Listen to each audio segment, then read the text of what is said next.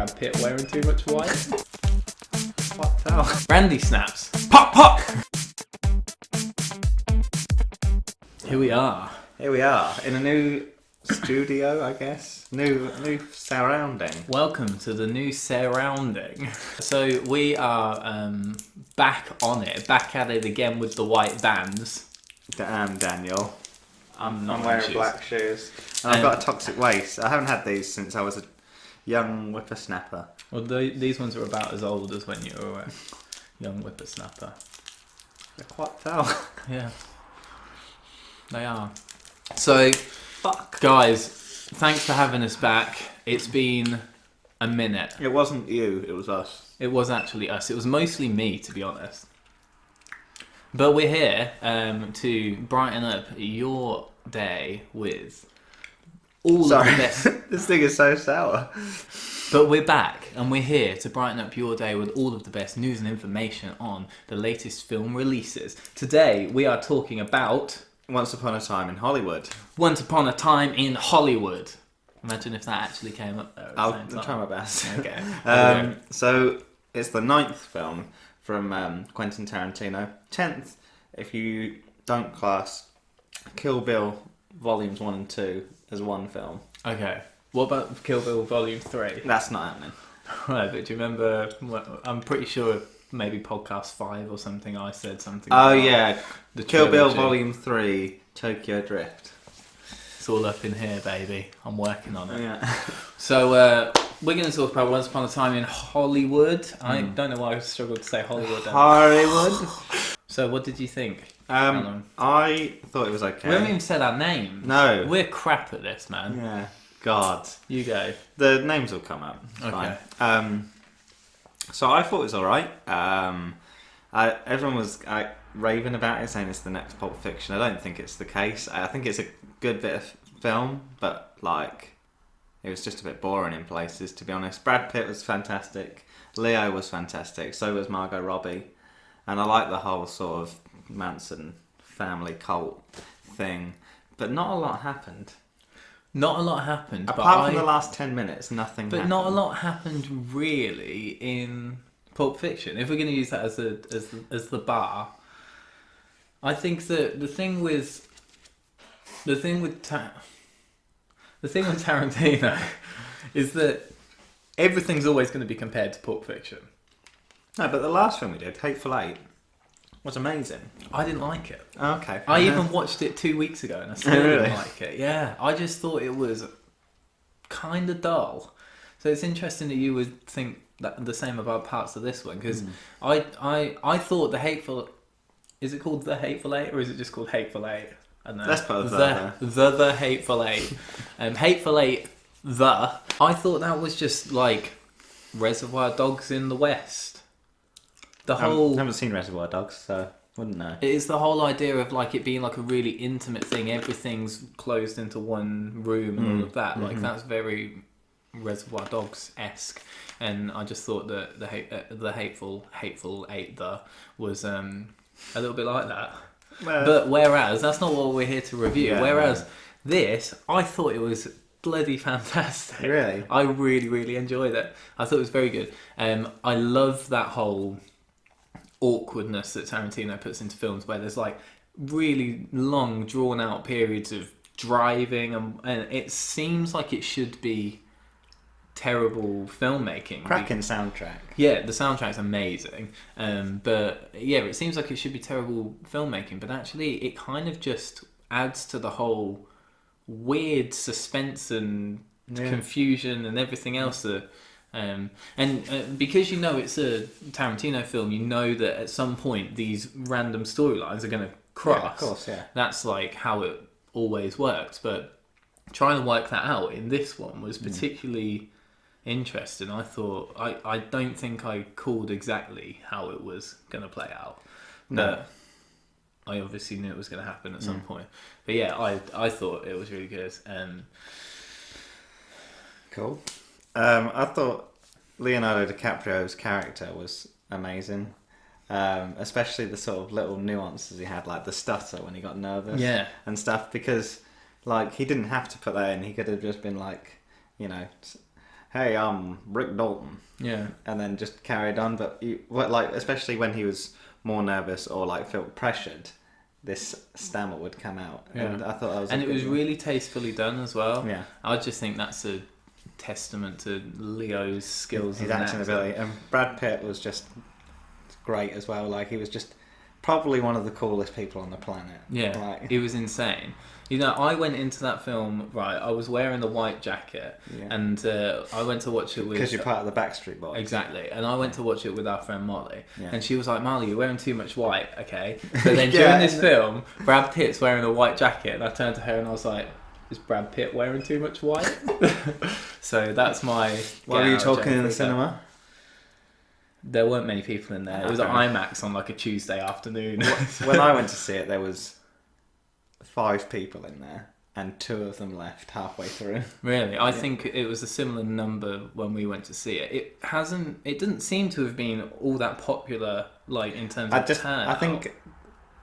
I don't think people understand it. I don't think people appreciate how good it is. Like I've seen people like leave reviews or come out of the cinema and say like that was crap, and I think they don't understand the art of it. I also thought it was scary as to how much Margot Robbie looked like Sharon Tate. I thought it was, well, there is that, but I thought it was crazy how much she just didn't look like herself. Yeah, I think it's because of the contacts. Yeah, she there was she so had brown much. contacts in. It took me because I deliberately avoided all the news about this film because I didn't want to know anything when I went into it. And so I didn't even know Margot Robbie was in it until I sat down to watch it. And I was looking at her the whole time and thinking, she just doesn't look like Margot Robbie. Yeah. And yeah, it was like, I don't know, her character was really good. You didn't see much of her. Yeah. But yeah, it was just, I just loved how they kind of all ended up. Yeah. What did you think of the weird hippie chick? What were you talking about? The one that gets in the car with Brad Pitt. Oh, right. I thought you were talking about the one in the house. No, that's not her. She was called her name's Scratch or Squeaky. something. That's her name. Scratch. She was called Itchy or Scratchy or something. Her name Squeaky. is... that girl you talk about, sorry. Yeah, her name is like Moonbeam, Sunshine, Rainbow or something. Yeah, but, I think her name was like Little Pussycat Doll. Yeah, don't you? Yeah, and then, yeah, something like that. Her name was like Nicole Scherzinger or something. Yeah, something like that. But yeah, I thought she was so good. Yeah. I absolutely like. I noticed that like her legs seem to go on forever. Yeah, I don't know if it's just the clothes they put her in or if she's very tall in person, but she seemed to be about 98% leg, and then the rest of her. Yeah, I thought the character was absolutely phenomenal, and it just got better and better the more kind of Brad Pitt got involved in that weird little cult thing that was going on. Well, that's the Manson cult. Yeah. That's the Manson family. On that note, there was 2 little Charles Manson in it. I wanted to see more of Charlie because he just sort of turned up at a house and was like, "Does John live here?" Yeah. No, he hasn't lived here for a while. Okay, bye. Yeah. But there's way too many shots of women's feet in it. Yeah, there was Like, a lot of... Like, don't get me wrong, there's a few in, like, films. Do you think he's got a thing? He does, yeah, absolutely, yeah. But, like, normally in those films that he's done before, like Kill Bill and other ones, it's like 1, maybe 2. It's fine, whatever. But in this film, there was There was about a lot of like 70. souls on the windshield. Yeah, and I like noticed the putting feet grubby up. yellow Yeah, heels. hippie feet, yeah. What? And I was just like, I appreciate it, Quentin. If you're watching, I appreciate it, mate. But it's just too much of it. We've all got feet. Yeah. The only other criticism I have of it is the bit at the end when he's like killing the family. I have literally zero criticisms about this scene whatsoever. I loved it. Don't get me wrong. It was the chick with the black hair when she's like being torn apart by the dog, and then before she gets set on fire, I could tell it was a puppet. Oh, Like, right, okay. And it was like, I'm visually aware that that's just someone shaking a mannequin with a black wig on. It was absolutely outrageous. Oh, So yeah. we haven't spoken too much about the storyline at all, actually. So let's just a little play by play, not too much because it's a 3-hour long film and our Yeah, podcast. just cut tends it to down be as best we can. So you've got Brad Pitt, aka Skip. Shad, Cherry. No, what's his Chaz. name? Rick Dalton. This is my stunt double, Cliff. But Cliff. yeah, You've got Brad Pitt, aka Cliff. You've got Leonardo DiCaprio, aka Rick Dalton. Rick Dalton. Famous Western actor. Jake Cahill. Who's kind of on the turn. Yeah, he's in the down twilight of turn. his career, Yeah. isn't he? And he's getting a bit worked up about that. So anyway, he's trying to pick up all these roles. He meets with a guy who tells him he should look into... It's Al Pacino! Yeah. Hey, you're kind of shitty. Hey, maybe you should take a look at... Maybe you should do a spaghetti western. Yeah, exactly. So he does that. He looks into like alternative... he looks into Italian westerns. Yeah, spaghetti western. Spaghetti westerns. Because he's not able to get the good roles anymore. Basically, he's always a bad guy, and apparently that's a sign that you're on the way out. On the way out, yeah. Meanwhile, Brad Pitt character is like basically not getting any work anywhere, and Killed his wife. may or may not have killed his wife because we didn't actually ever true. find out. But he's kind of just driving around a lot. He's working as Leo's Stunt double / driver. dog's body. He's doing Dog's everything body, yeah. for him. And he kind of just is driving around a lot, and he keeps seeing this hippie chick, which is Sunflower Rain Moonshine Beam from the Manson family. Yeah. There's like this weird kind of interaction, like without them ever actually talking to each other. She's always hitchhiking here or there. Happens. And then you've got like Sharon Tate. She's Yeah. just taken off in her career. She's a famous actress at the time, married to Roman Polanski, famous director of Rosemary's Baby. And then these paths cross because Sharon Tate lives next door to Rick Dalton. In the film, they go into the house next door, but Brad Pitt's there with his dog, his pit bull Brandy, who's possibly one of the cutest dogs ever. Absolutely adorable. And murderous as well. Yeah. That's me feeding Brandy. But because Brad Pitt's there, Cliff, he knows how to fight. Because he does stunt things and he's Yeah. done fighting, and we've already seen him beat up Bruce Lee, which was Awful. hilarious cameo. I thought it was awful. What, the scene? Yeah, because like it just put Bruce Lee as like a massive pussy. Yeah, I didn't like how much the guy didn't actually really look like Bruce Lee. Fair enough. But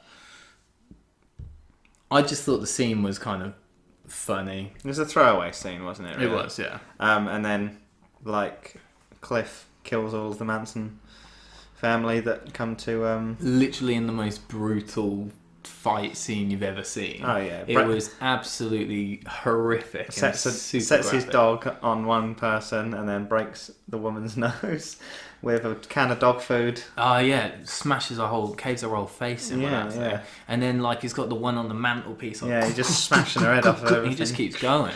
It's mental. You think that it's going to stop, and it just does And not then stop. Leonardo DiCaprio sets one of them on fire. Because she runs outside like this. like Kermit the Frog. Yeah, exactly. Piss me off. And she's like going absolutely mental because she's basically just been completely demolished by a dog. She got her face caved in by a can of dog food. She then got torn apart by a pit bull, and then like set on fire in a swimming pool. Yeah, she goes into the swimming pool, and Leo comes out with this like massive flamethrower that he's taken from a set of another film that he's recently done, or probably not recently done actually, and he just like full on. The whole time that fight scene's going on, Leo's just out in the pool, chilling, listening to listening to some music or something, and then suddenly this chick just comes straight through the glass window and just smashes everything everywhere and scares the crap out of him, and it's quite a funny scene. Yeah, it's probably the best scene in the whole film. It's absolutely outrageous, as would be expected. It's really, really worth watching, if for nothing else. That scene is well worth watching. Definitely. But I think it's the whole suspense of everything. That's what I like about, even though the film's really quite long, possibly a little bit too long. there's just so much build up, and you know something's going to happen at some point. And then when it does, even though you've been waiting that whole time, it still completely overdoes it to the point where you're like, what on earth just happened? Absolutely, yeah. We do some ratings now. Let's do some ratings. I'll let you go first because you're the more positive one. Well, that makes a change. So I would happily give this film... What do I do out of 10? We both do it out of 10 now, yeah. I would happily give this film an 8 out of 10, I reckon. What rating? Oh, yeah. I'm going to give it 8 sloppy tins of dog food out of 10. Nice. In a similar vein, I'm going to give it, because there's a few bits that just irked me slightly, I'm going to give it 7 Brandy the dogs. Oh, we've both gone down the doggy route. We love dogs on this. Brandy snaps. Pop, pop! Yeah. Don't you just love the bit in this film where Brandy snaps? Yeah, and murders those hippies. Yeah. Yeah. So, if you like this video, guys, don't forget to like, share, and subscribe. And then try not to be murdered by a cult, I guess. If you can avoid it. Yeah, and if you can. See you later.